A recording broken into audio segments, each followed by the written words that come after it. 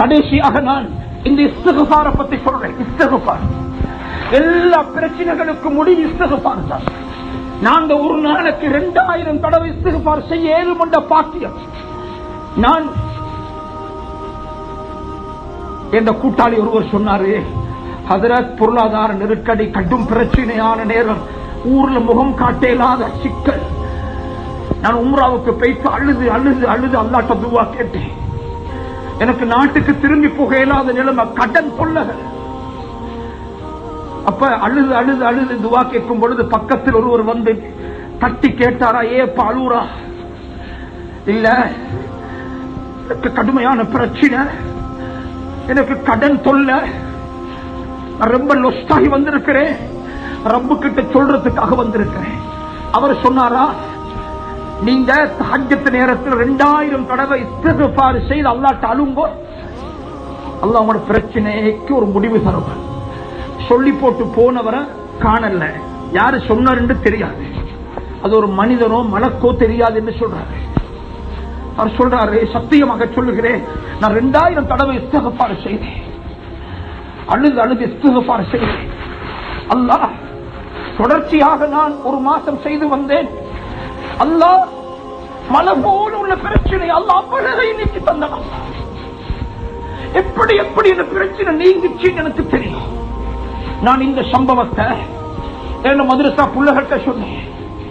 அதுல ஒரு மாணவன் எனக்கிட்ட வந்து சொல்றாரு, ஹஸ்ரத், என்ன வாப்பா பொருளாதார நெருக்கடியில ரொம்ப கஷ்டப்பட்டு, என் உம்மா எந்த நாள் பார்த்தாலும் அவ கண்ணீரோடு தான் இருப்பா, சோறு தின்ன போல வாழுவா, கண்ணீரும் சோறுமாகத்தான் இருப்பா.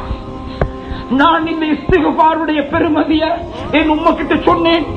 என் உம்மாவும் பாப்பாவும் தஹஜ்ஜத்தில் எழும்பி 2000 தடவை இஸ்திக்ஃபார் செய்து செய்து அல்லாஹ்ட்ட அழுது பொழுது என் உம்மா 3 கிழமையில சொன்னா, என் வாப்பட முழு பிரச்சனை முடிஞ்சு, என் வாப்பாவுடைய வியாபாரம் கைகூடி, மாஷா அல்லாஹ், எங்கட வாப்பா நாங்க இப்ப நிம்மதியாக இருக்கிறோம் தங்க. என் உம்மா சொன்னா, ஹதரத், என் உம்மாக்கு நீங்க துஆ செய்யுங்க. அந்த உம்மா என்ன செஞ்சுக்கிறேன்டா, அந்த பக்கத்து வீட்டுல ஒரு பெண்மணி நிக்காஹ் செய்து 12 வருஷமாக குழந்தை இல்லை, 12 வருஷமாக குழந்தை இல்லை.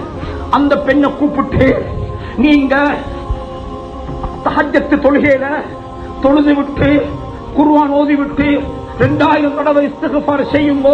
2000 தடவை இஸ்திக்ஃபார் செய்தா அல்லாஹ் பிரச்சனையை நீக்குவான் என்று சொன்ன பொழுது அந்த சகோதரியோ ஒரு 3 கிழமை 2000 தடவை இஸ்திக்ஃபார் செய்கிறார்.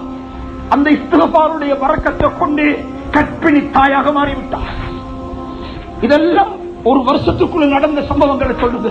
சத்தியமாக சொல்லுகிறேன், குர்ஆனில் அல்லாஹ் சொல்லுகிறான், வகுல் தஸ்தக்ஃபிரு ரப்பக்கும் இன்னஹு கான கஃபாரா. நபி, அந்த மக்களுக்கு நீங்க சொல்லுங்க, இஸ்திக்ஃபார் செய்யும்படி சொல்லுங்க. இன்னஹு கான கஃபாரா, அந்த ரப்பு பாவங்களை மன்னிக்க கூடியவர்.